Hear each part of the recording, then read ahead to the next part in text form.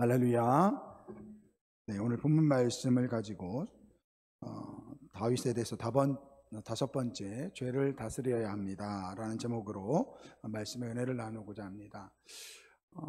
이 다윗의 이야기는 사무엘서와 이 역대기에 각각 기록되어 있습니다.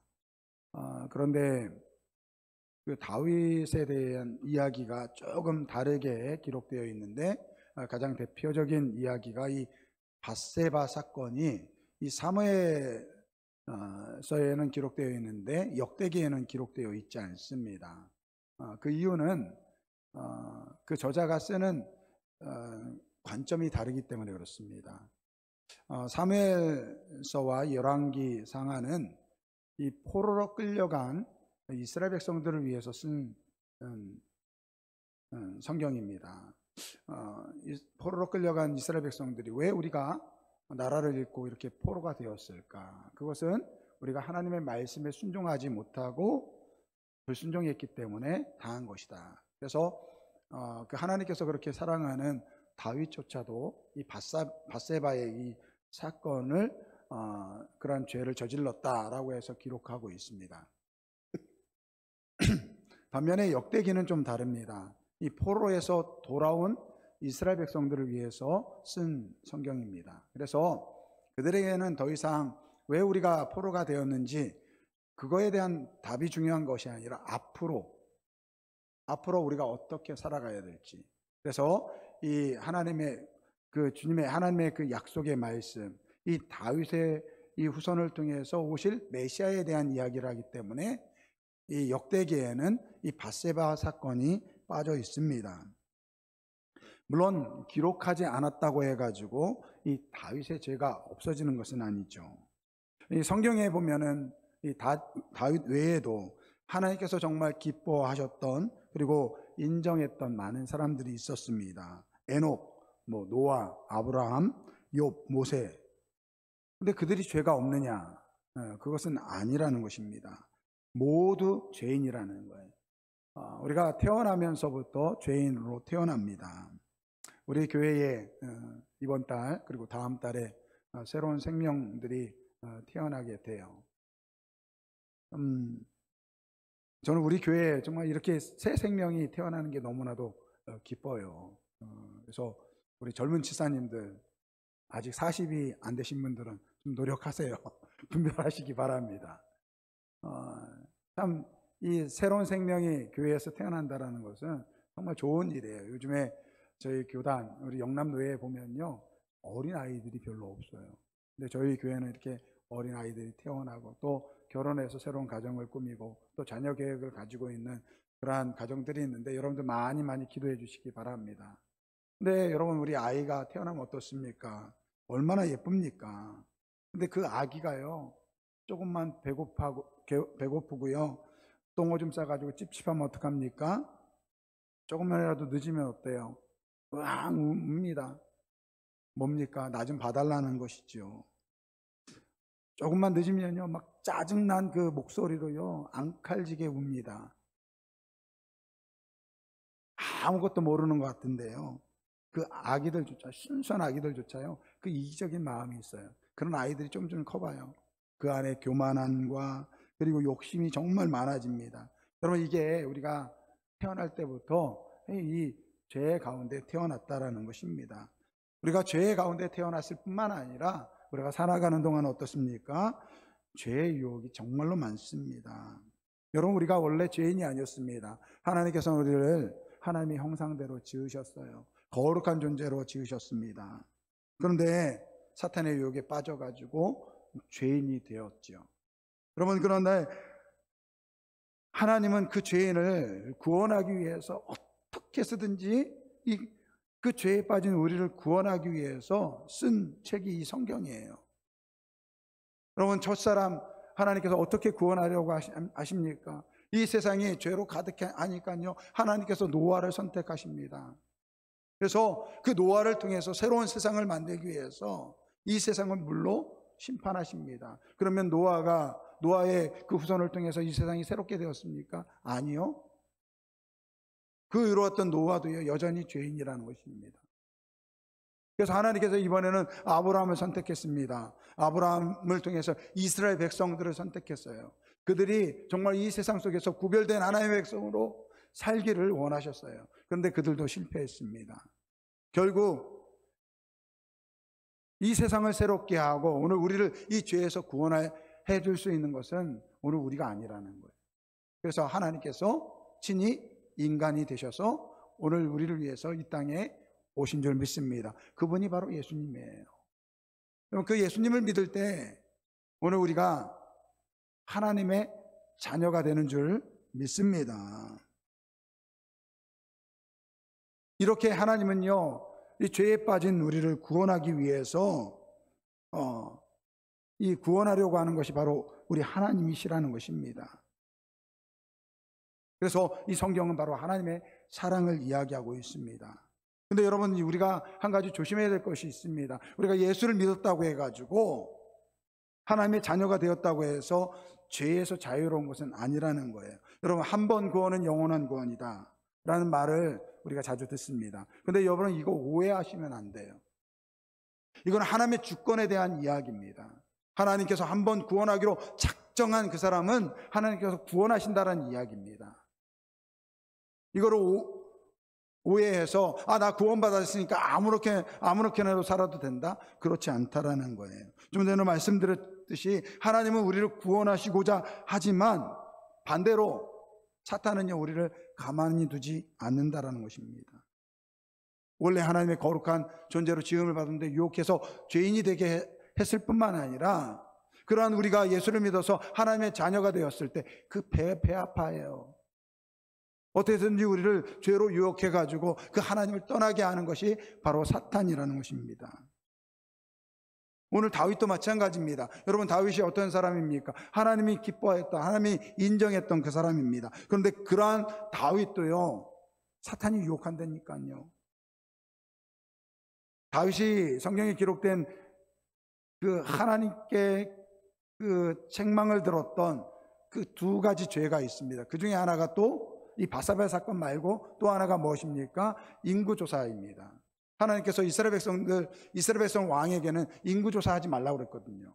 근데 그가 잘 나갈 때 인구조사를 합니다. 그때 보니까 역대상에서 이렇게 이야기합니다. 역대상 21장 1절 말씀. 사탄이 일어나 이스라엘을 대적하고 다윗을 충동하여 이스라엘을 계수하게 하니.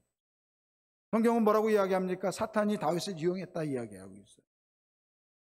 그 하나님께서 인정하셨던 그 훌륭했던 그 다윗도요, 사탄이 이용한다니까요. 우리아의 사건도 마찬가지입니다. 여러분, 다윗은 왕이 되었습니다. 그에게는요, 무소불위의 권력이 있습니다. 마음만 먹으면 무엇이든지 할 수 있죠. 여러분, 사탄이 그 교만을 이용한 것입니다.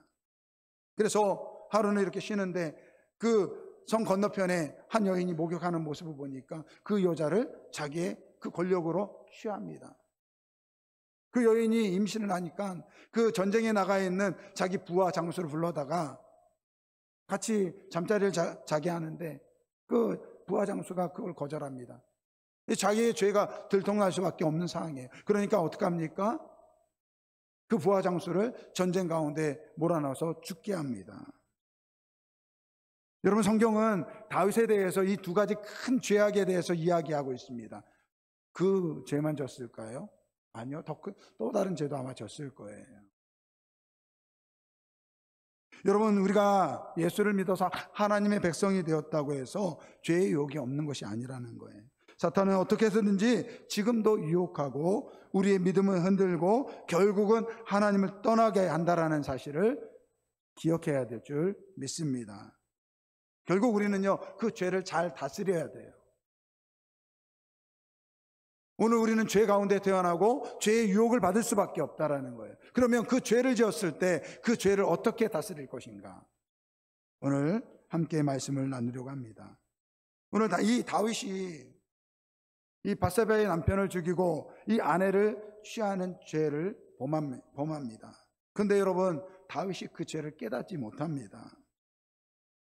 하나님께서 나단 선지자를 통해서 한 가지 이야기를 합니다. 왕에게 와서, 왕이시여, 왕이 다스리는 성에 아주 이상한 일이 일어났습니다.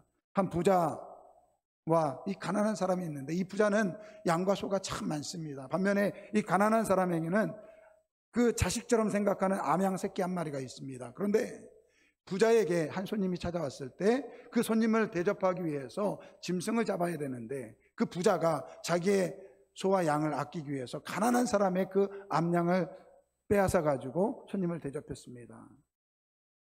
다윗이 불같이 화납니다. 내가 다스리는 이 나라에 그런 일이 있다고? 내가 절대 용서할 수 없어. 그때 나단 선지자가 이야기합니다. 당신이 바로 그 사람입니다.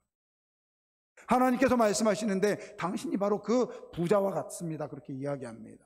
여러분, 다윗은요, 나단 선지자가, 하나님께서 나단 선지자를 통해서 말씀하시기 전까지 자기가 죄인인지를 몰랐다라는 거예요. 여러분, 우리가 죄인이라고 이야기할 때, 여러분 정말 죄에 대한, 죄의 그 치명적인 약점이 뭔지 아십니까? 우리가 죄인인지를 모른다라는 거예요.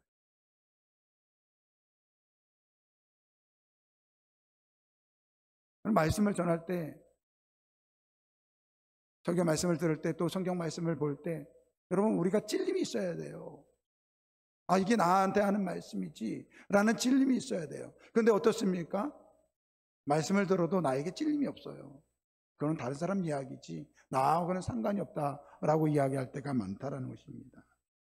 오늘 다윗은요, 그렇게 끔찍한 죄를 짓고도 자기가 죄인인지를 몰랐다라는 것입니다. 여러분, 우리는 우리 스스로 죄를 깨달을 수가 없어요.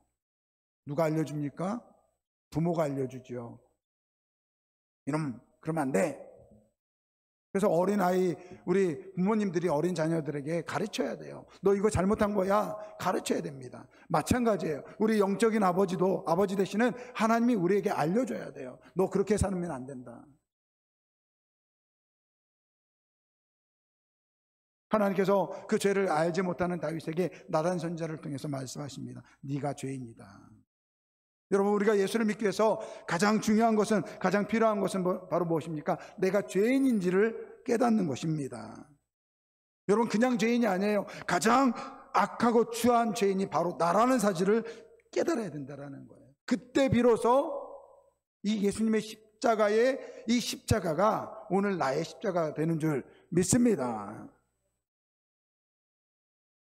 여러분, 우리가 죄인이라고 깨달을 때 그 죄가 얼마나 무거운지, 내가 도무지 갚을 수 없는 그러한 심정이 되어질 때 예수님의 십자가의 사건이, 아, 나를 위한 하나님의 사랑이었구나, 예수 그리스도의 십자가의 은혜였구나 깨달아지게 된다는 것입니다. 그때 구원이 이루어지는 거예요. 아, 예수님이 나의 구원의 주가 되시는구나, 나의 삶의 주인이시구나, 이 고백이 이루어지는 것입니다. 저는 우리 아름다운 교회 모든 성도분들이 이러한 신앙의 고백을 드릴 수 있는 분들이 되시기를 주님의 이름으로 축원드립니다. 그런 의미에서 부탁드리고 싶은 게 있어요. 아직 이 고백이 없다고 한다면 여러분, 우리가 이 시간에 예배드려도요, 진정한 의미에서 성도라고 말할 수 없습니다. 그래서 여러분, 내가 죄인인지를 깨닫지 못하고 아직 십자가의 그 사랑을 깨닫지 못한 분들이 있다면 여러분, 이렇게 기도해 보시기 바랍니다. 하나님, 내가 죄인임을 깨닫게 하여 주옵소서. 여러분, 오늘 우리의 죄를 깨닫게 하는 것은 하나님이시라는 거예요. 하나님이시라는 거예요. 여러분, 부부싸움 할 때 웬만해서는 안 지잖아요, 서로. 근데요, 우리가 기도하고 말씀 보면요, 깨달아집니다. 아, 남편이 문제가 아니라 내가 문제구나. 아내가 문제가 아니라 내가 문제구나. 깨달아진다니까요. 그럼 오늘 우리의 죄를 깨닫게 하는 것은요, 바로 하나님의 말씀이라는 거예요. 하나님이시라는 거예요. 이 다윗은 이렇게 밧세바를 자기 아내로 취하는 끔찍한 죄를 지었는데도 불구하고 내가 왕인데 뭐 이 정도는 괜찮지, 이렇게 죄를 정당화하고 합리화했다는 것입니다. 그때 하나님께서 말씀하세요. 아니다, 너 죄 지었다. 여러분, 이렇게 죄를 깨달으면요, 그 다음에 회개를 해야 됩니다. 여러분, 회개라는 것은 무엇입니까? 회개라는 것은 이런 의미예요. 우리가 화살을 탁 쏘잖아요. 양궁 선수들이 화살을 딱 쏘는데 어디를 향해 쏩니까? 표적을 향해서 쏘는 거예요. 근데 회개라는 것은요, 뭐냐면요, 표적을 향해서 썼는데 이게 표적을 향해서 가지 않는 거예요. 다른 데로 가는 거예요. 이걸 돌이켜가지고 다시 표적을 향해 가는 거예요. 이게 회개예요. 그러니까 돌이키는 거예요. 내가 잘못한 길로 가면 돌이켜서 온전한 길로 가는 거. 이것이 회개라는 것입니다. 여러분, 근데 이 잘못된 것을 바로 잡아야 되는데, 여러분, 이 회개에는 두 가지 방향성이 있습니다. 첫째는요, 하나님에 대한 방향성입니다. 먼저 하나님께 회개해야 됩니다. 여러분, 우리의 모든 죄는요, 우리가 예수를 믿어서 하나님 백성이 되면 오늘 우리의 모든 죄는 하나님의 마음을 아프게 하는 것입니다. 여러분, 내 자녀가 잘못하면 누가 제일 마음이 아픕니까? 부모님이 마음 아픈 거예요. 부모님이 마음 제일 아픈 거예요. 옆에 아저씨? 남이에요. 오늘 우리가 하나님의 백성으로서 죄를 지면요, 가장 마음 아파하시는 분이 누굽니까? 우리의 아버지 되시는 하나님이시라는 거예요. 그러니까 오늘 우리가 죄를 짓고 회개할 때 먼저 하나님께 회개해야 되는 거예요. 오늘 하나님께서 이 다윗에게 네가 그 우리아의 아내 밧세바를 취한 것은 왕의 권력을 아무렇게나 사용한 정당화될 수 있는 사건이 아니다. 그건 죄다라고 이야기할 때 그가 하나님께 회개하며 기도합니다. 여러분, 이 밧세바 사건을 통해서 회개하며 쓴 시가 시편 51편입니다. 몇 구절만 제가 읽어드릴게요. 5절 말씀, 내가 죄악 중에 출생하였으며 어머니가 죄 중에서 나를 잉태하였나이다. 나는 태어나면서 죄인입니다.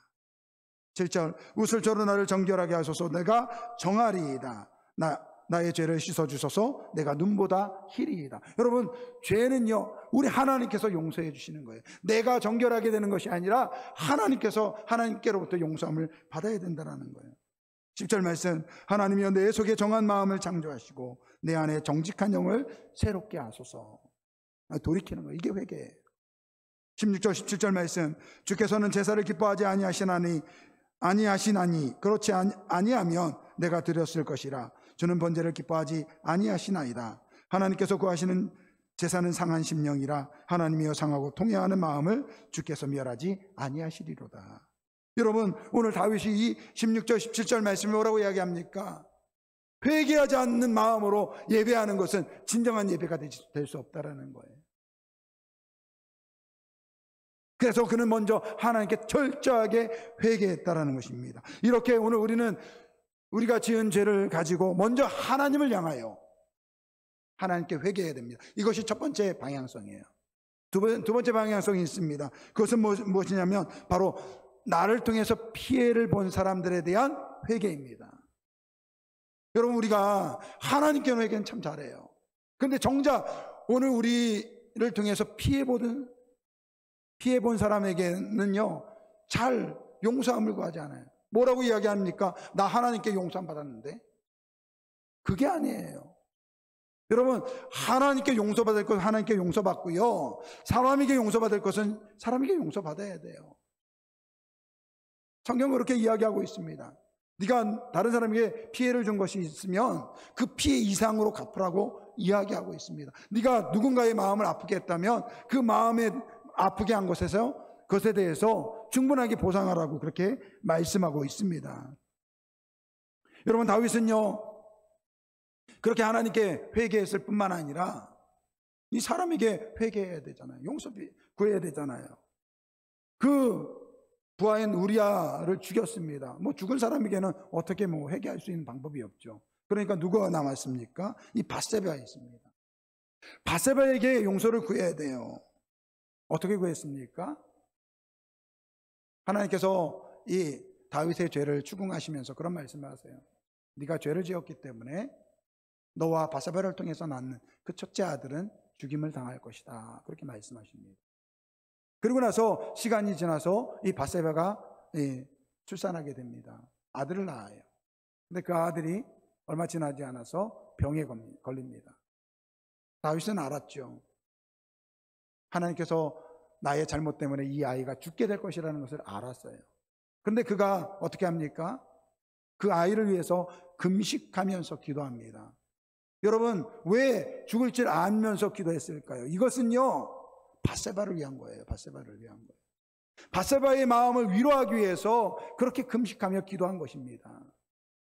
근데 결국은 죽습니다. 그러니까 그 다음에 어떻게 합니까? 그 밧세바의 마음을 위로하기 위해서 더 자주 찾아가고, 그렇게 해서 임신해서 아이를 낳은 것이 솔로몬이에요. 근데 여러분, 다윗이 그 많은 아들 중에서 누구를 후계자로 삼습니까? 솔로몬을. 왜 그렇습니까? 밧세바에게 진 그 빚을 그렇게라도 갚고 싶은 것이 아닐까. 제가 말씀을 준비하면서 그런 생각이 들더라고요. 제 해석이에요. 여러분, 다윗은요, 밧세바에게 씻을 수 없는 죄를 지었어요. 나 하나님께 용서함 받았으니까 끝이다. 그거 아니라는 거예요. 밧세바에게 최선을 다해서 용서함을 빌기 위해서, 그 아이를 위해서 금식하며 기도했고, 나중에 자신과 밧세바를 통해서 낳은 그 솔로몬에게 자기의 후계자를, 왕위를 물려주게 됩니다. 여러분, 죄를 짓는 것보다 더 중요한 것은요, 죄에 대한 회개라는 것입니다.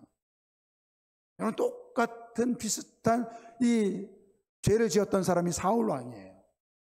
이 사울 왕이 하나님께 명령을 받습니다. 아말렉과의 전쟁을 하는데, 이 전쟁할 때 그 아말렉의 모든 사람과 짐승은 가차없이 죽이라고 명령을 내립니다.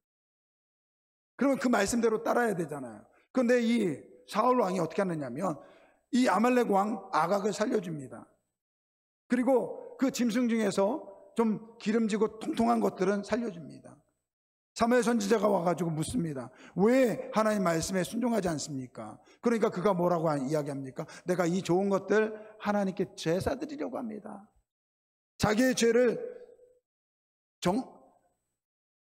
정당화시키고 합리화시킨다라는 거예요. 근데 뭐라고 이야기합니까? 사무엘 선지자가 왕이시여 잘못됐습니다. 순종이 제사보다 더 귀합니다. 하나님 말씀하셨으면 따라야죠. 사무엘 선지자를 통해서 이 사울 왕이 잘못한 것을 이야기합니다. 그런데 여러분, 그 뒤에 사울 왕이 회개했다는 이야기가 없어요. 그렇게 하나님께서 말씀하시고 깨닫게 하는데도 회개하지 않았다는 거예요. 여러분, 오늘 우리도 마찬가지예요. 여러분, 죄를 지었을 때 중요한 것은 회개의 자리로 나가야 된다는 것입니다. 회개하지 않았기 때문에 결국 그는 버림을 받게 된 것입니다. 그런데 다윗은 어떻습니까? 사울과 달랐어요. 그는요, 죄를 지었습니다. 그러나 그 죄를 깨달았을 때 회개의 자리로 나왔다는 거예요. 여러분, 하나님께서 왜 다윗을 마음에 합한 자라고 이야기하셨습니까? 그가 의로운 사람이 아닙니다. 그가 죄를 전혀 짓지 않은 사람이란 뜻이 아닙니다. 그는 윤리적으로 보면 우리보다 더 악한 죄를 지었습니다. 그런데도 하나님이 그를 기뻐하시는 이유는 바로 죄에 대한 올바른 회개가 있었기 때문이라는 것입니다. 그리고 여러분, 회개했다라는 것은 무엇입니까? 이 회개했다라는 것은요, 죄 용서함을 받았다라는 거예요. 오늘 우리가 좀 전에 읽었던 말씀, 이 밧세바가 낳은 이 아들이 병이 들게 됩니다. 근데 이제 다윗이 그 아이를 위해서 이제 금식하면서 하나님께 기도를 합니다. 좀 전에 말씀드린 것처럼 이 밧세바의 마음을 위로하기 위해서, 밧세바로부터 용서받기 위해서, 그 아이가 죽을 줄 알면서도 하나님을 향해서 기도한 것입니다. 그런데 신하들이 보니까 왕이 이 금식하면서 기도하니까 이 왕의 몸이 아프면 안 되잖아요. 그래서 여러 차례 권유를 하는데도 이 말을 듣지 않습니다. 그러다가 결국 그 아이가 죽게 됩니다. 근데 신하들이 걱정이 되는 거예요. 아니, 아이가 아팠을 때도 저렇게 임금이 이 금식하면서 막 괴로워하는데 아이가 죽었다는 사실을 알게 되면 어떤 일이 더 일어날지 모르니까 그것을 함구시키고 이 왕에게 알리지 않는 거예요. 근데 왕이 그 눈치를 모릅니까? 왕이 물어보는 거예요. 다윗이 물어보는 거예요. 혹시 아이가 죽었느냐? 네, 죽었다고 합니다. 그러니까 그 다음에 이 다윗이 목욕을 하고 옷을 입고 그리고 나서 하나님께 제사를 드립니다. 그리고 나서 음식을 차리게 하고 음식을 먹습니다. 신하들이 신기한 거예요. 아니 아이가 아플 때는 막 그렇게 괴로워하면서 금식했던 사람이, 그런 분이 갑자기 아이가 죽었다고 하니까 목욕 제기하고 하나님께 예배하고 음식을 가져오게 해가지고 음식을 먹으니까 이해가 되지 않는 거예요. 그래서 왕에게 묻습니다. 아니 왕이요, 이게 무슨 일입니까? 라고 이야기할 때 오늘 읽었던 말씀 보니까 21절서부터 23절까지 말씀을 보니까 그의 신하들이 그에게 이르되 아이가 살았을 때에는 그를 위하여 금식하고 우시더니 죽은 후에는 일어나서 잡수시니 이 일이 어찌 된 일입니까? 이르되 아이가 살았을 때는 내가 금식하고 온 것은 혹시 여호와께서 나를 불쌍히 여기사 아이를 살려주실는지 누가 알까 생각함이거니와 지금은 죽었으니 내가 어찌 금식하랴 내가 다시 돌아오게 할 수 있겠느냐? 나는 그에게 가려니와 그는 내게로 돌아오지 아니하리라. 여러분, 이 말씀이 무엇입니까? 다윗은요, 오른 말씀을 보면, 좀 전에 말씀을 보니까 그가 그렇게 기도하고 나서 아이가 죽었다는 이야기를 들었을 때 그가 목욕하고 의복을 차려입은 다음에 뭐 하여 있습니까? 하나님께 예배드렸어요. 아까 시편 51편에 뭐라고 그래요? 이 이야기했어요. 하나님께 기뻐하시는 것은 이 예배가 아니라 회개하는 마음이라고 그랬잖아요. 무슨 말입니까? 하나님에게 철저하게 회개하고 하나님 앞에 예배드리러 나왔다라는 거예요. 그리고 음식을 먹었습니다. 여러분, 이게 무엇입니까? 여러분, 회개하고 나서는요, 죄에서 자유함을 얻어야 돼요. 여러분, 우리가 회개했으면요, 하나님께 용서받았다고 한다면 그 다음부터는요, 그 죄에서 자유하게 돼야 될 줄 믿습니다. 그런데 이 사탄이요, 어떡합니까? 계속해서 죄책감을 우리게 하는 거예요. 죄 용서받았다고 하는데 여전히 죄책감 가운데 머물게 만든다라는 것입니다. 여러분, 이게 사탄의 전략이에요. 왜 그렇습니까? 예수를 믿어서 하나님의 자녀로서 당당하게 살아가야 되는데 자꾸 죄책감을 줘가지고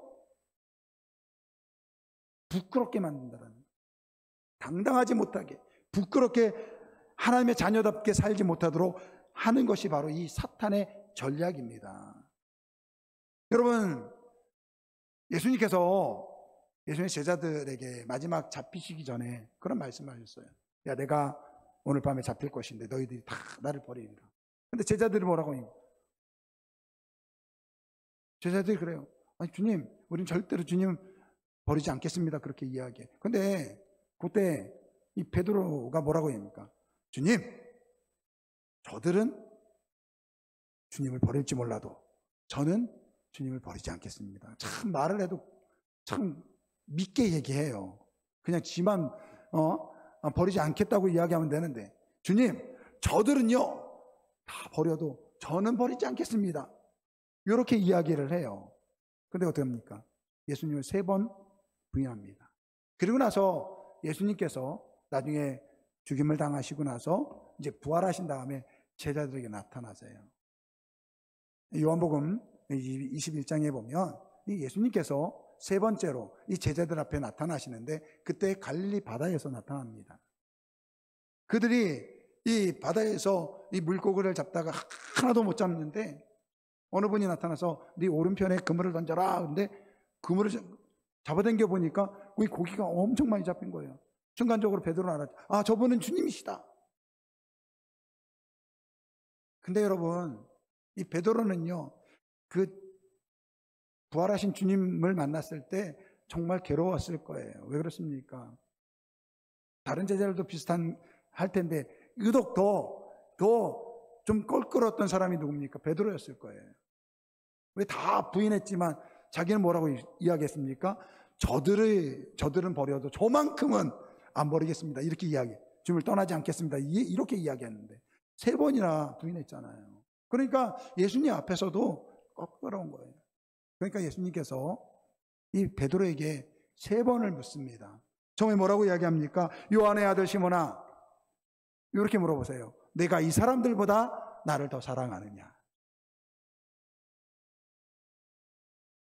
베드로가 했던 이야기 반대로 뒤집어서 이야기하는 거예요. 네가 이 사람들보다 정말 나 사랑해? 그렇게 입으로. 아마 베드로가 찔렸을 거예요. 주님 사랑해요. 주님 아시잖아요. 그 다음에 또 묻습니다. 요한의 아들 시몬아, 네가 나를 사랑하느냐? 주님 아시잖아요. 다시 또 묻습니다. 요한의 아들 시몬아, 네가 나를 사랑하느냐? 주님 아시잖아요. 내가 주님을 사랑하느냐. 근데 여러분, 이 예수님께서 처음에 그렇게 물어봐요. 요한의 아들 시몬아, 네가 나를 아가페 하느냐? 이렇게 물어봐요. 조건 없이 사랑하느냐? 이렇게 물어봐요. 근데 시몬 베드로가 예수님, 저는 예수님을 필레오합니다. 형제의 사랑으로 사랑합니다. 이렇게 이야기해요. 두 번째 다시 묻습니다. 요한의 아들 시몬아, 네가 나를 아가페 하느냐? 똑같이 시몬 베드로가 이야기합니다. 주님, 저는 주님을 필레오합니다. 형제의 사랑으로 사랑합니다. 마지막에 예수님이 묻습니다. 요한의 아들 시몬아, 네가 나를 필레오하느냐? 형제의 사랑으로 사랑하느냐? 여러분, 왜 예수님께서 세 번에 걸쳐서 이 단어를 바꾸면서 이야기하셨을까요? 베드로에 있는 그 마음에 있는 죄에 대해서 용서하실 뿐만 아니라 그 안에 있는 죄책감을 없게 하기 위해서. 그리고서 맨 마지막에 뭐라고 이야기합니까? 나를 따르라 이렇게 말씀하십니다. 여러분, 예수님께서 처음 베드로를 부르셨을 때 뭐라고 이야기합니까? 너는 나를 따르라. 이후로 사람을 낚는 어부가 되게 하리라 라고 말씀하셨거든요. 여러분, 예수님은요 베드로를 사명자로 부르셨어요. 그런데 여러분, 그가 이 예수님을 부인했다는, 세 번 부인했다는 그 죄책감에서 머물고 있다면 그가 사명자로 살아갈 수 있을까요? 아니요, 없어요. 내가 어떻게 주의 말씀을 전할 수 있어? 그래서 우리 주님께서 그의 상한 마음을 치유해 주신 거예요. 그러고 나서 말씀하십니다. 나를 따르라. 여러분, 예루살렘에 가면 이 베드로의 통곡의 교회라는 교회가 있대요. 그런데 그 교회는 이 꼭대기에 닭이 있대요. 보통 십자가가 있잖아요. 닭이 있대요. 닭을 볼 때마다 울었대요. 여러분, 닭을 볼 때마다 울면 안 돼요. 잠깐은 울 수 있죠. 하지만 베드로는 이 예수님을 통해서 그 마음의 상처를 다 치유받은 거예요. 그리고 이제는 하나님 예수님의 제자로서 복음의 사명자로서 당당하게 살아갈 수 있는 그러한 사명자가 되는 줄 믿습니다. 사랑하는 성도 여러분, 우리는 죄인입니다. 여러분, 우리가 예수를 믿었기 때문에 더 집요하게 사탄은 우리를 유혹하고 죄에 빠지게 합니다. 그래서 오늘 우리는 늘 깨어서 기도하고 하나님의 자녀답게 살아가야 됩니다. 그런데도 죄를 지을 수밖에 없을 때가 있습니다. 여러분, 그때 오늘 우리는 죄를 다스려야 됩니다. 어떻게 다스려야 됩니까? 회개하십시오. 하나님께 회개하고 나를 통해서 상처를 입은 사람들의 그 상처를 입은 피해자들에게 충분하게 용서를 빌어야 됩니다. 그리고 죄의 용서함 받았다면 이제는 당당하게 살아가야 될 줄 믿습니다. 여러분, 죄 용서받은 우리는요 당당하게 살아가야 돼요. 여러분, 당당하게 살아가야지 복음을 전할 수 있는 거 아닙니까? 오늘 우리에게 연약한 부분들이 있을 수 있어요. 부족한 부분들이 있을 수 있어요. 하지만 그것 때문에 여러분 죄책감에 눌릴 필요 없어요. 나는 하나님의 자녀다. 우리 주님께서 나를 위해서 십자가에 못 박혀 돌아가셨다라는 이 죄의 용서함과 그리고 그 용서함을 통한 당당한 모습으로 주의 백성으로 살아가시기를 주님의 이름으로 축원드립니다. 그래야지만 우리 주님께서 우리에게 주신 그 사명을 감당할 수 있는 것입니다. 여러분, 복음을 전해, 우리가 복음을 전할 때 네가 복음을 어떻게 전해? 그럴 때도 그래도 전할 수 있어. 그리고 전하시기 바랍니다. 말씀을 정리합니다. 여러분, 우리는 다 죄인이에요. 그러나 그 죄를 구원하기 위해서 우리가 예수님을 믿어요. 예수님을 통해서 하나님의 자녀가 되었습니다. 여러분, 그것이 죄가 없다라는 것이 아니에요. 여전히 죄 가운데 살아가고 죄의 유혹들이 있습니다. 여러분, 죄와 맞서 싸워 죄를 다스리는 분들이 되시길 바랍니다. 회개할 때 회개하고, 또 잘못한 사람이 있다면 그 사람에게 용서 빚고, 더 나아가서는 그 죄의 용서함을 통해서 당당하게 살아가는 주의 백성들이 되시기를 주님의 이름으로 축원드립니다. 우리 찬송가 272장 우리 찬양 드리겠습니다. 여러분, 이 가사 보세요. 고통의 멍에 벗으려고 예수님께 나아갑니다. 자유와 기쁨 베푸시는 주. 여러분, 우리 주님은요, 우리를 위해서 십자가에 못 박혀 돌아가셨어요. 더는 이 세상의 죄의 그 억압에서 눌려 살아가는, 죄책감에 빠져가는 그런 모습이 아니라 당당한 모습으로 살아가야 될 줄 믿습니다. 주변에 정말 과거의 상처 때문에 고통당한 사람들이 참 많아요. 그 상처 치유받아야 되는데 그 상처 때문에 정신적으로 이 괴로움 당하는 분들이 참 많습니다. 여러분, 죄의 용서함이라는 건 오늘 우리를 전인격적으로 오늘 우리를 치유하시는 줄 믿습니다. 여러분, 낭패와 실망 당한 뒤에 예수께로 나갑니다. 십자가 은혜 받으려고 주께로 나갑니다.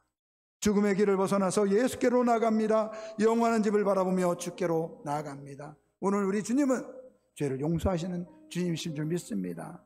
그리고 오늘 우리의 모든 죄를 용서하실 뿐만 아니라 오늘 우리로 하여금 하나님의 자녀로서 당당하게 살아갈 수 있도록 우리를 그러한 은혜를 베푸시는 주님 줄 믿습니다. 우리 고통의 멍에 벗으려고 이 찬양을 함께 드리겠습니다.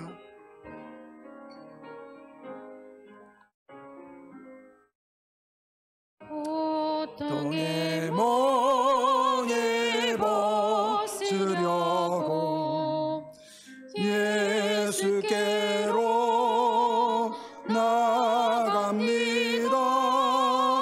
자유와 기쁨 베푸시는 주께로 갑니다.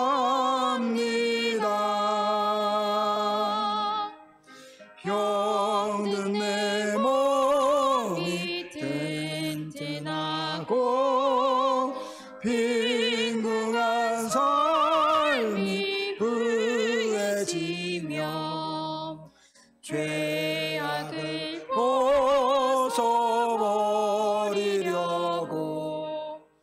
주께로 갑니다. 낭패와 실망 당한 뒤에 낭패와 실망 당한 뒤 예수께로 나갑니다. 예수께로 나갑니다. 십자가 은혜 받으려고 주께로 갑니다. 주께로 갑니다.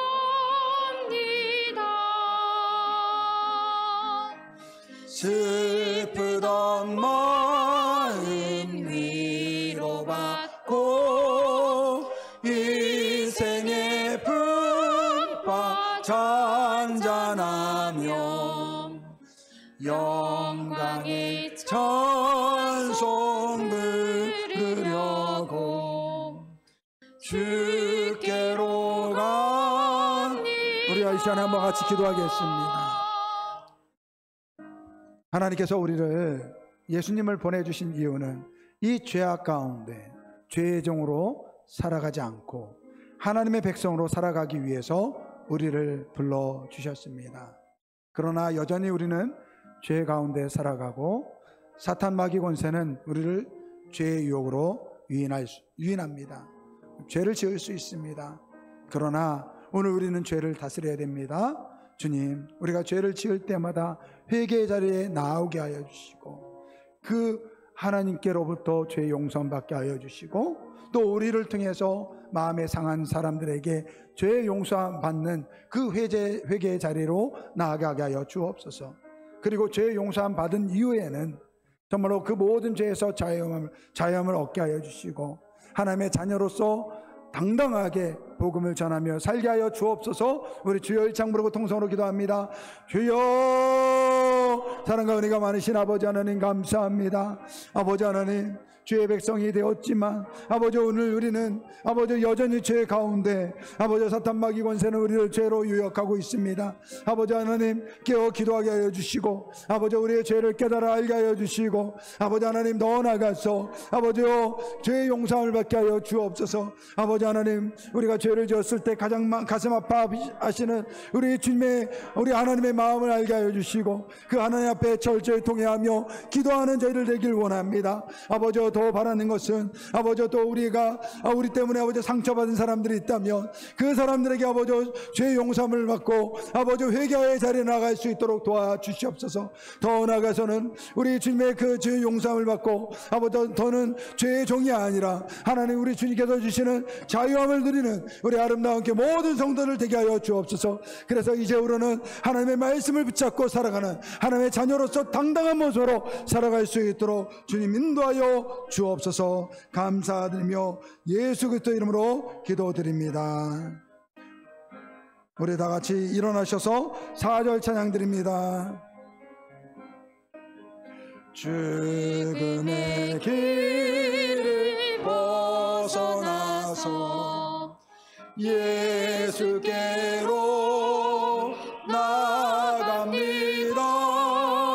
영원한 집을 바라보고 주께로 갑니다. 멸망의 포구에어 나와 평화의 나라 다다라서 영광의 주를 배우려고 주께로 갑니다.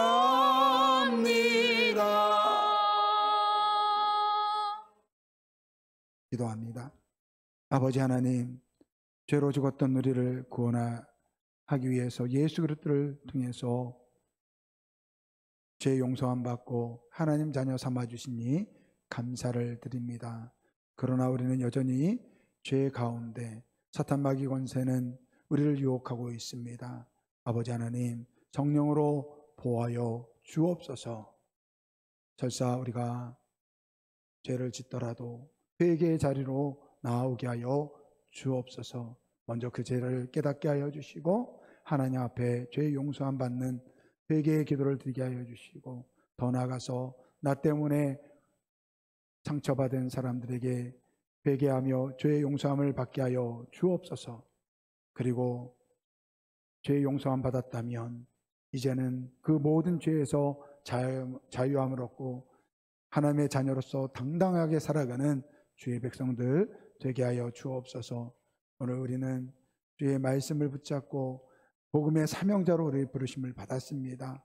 아버지 하나님, 죄의 용서함을 통해서 자유함을 얻고 아버지 이제는 당당하게 사명자로 살아갈 수 있도록 주님 인도하여 주옵소서. 지금은 우리 주 예수 그리스도의 은혜와 하나님 아버지의 사랑하심과 성령님의 내주하시고 인도하시고 교통하심이 죄를 짓고 회개하며 회개의 자리로 나와서 하나님 앞에 죄의 용서함을 받고 또 우리를 통해서 피해를 받은 사람들에게 죄의 용서함을 받고 이제는 그 모든 죄에서 자유함을 얻고 복음의 사명자로서 당당하게 살아가기를 소원하는 우리 아름다운 게 모든 성도들 머리 위에 지금부터 영원토록 함께 있을지어다. 아멘.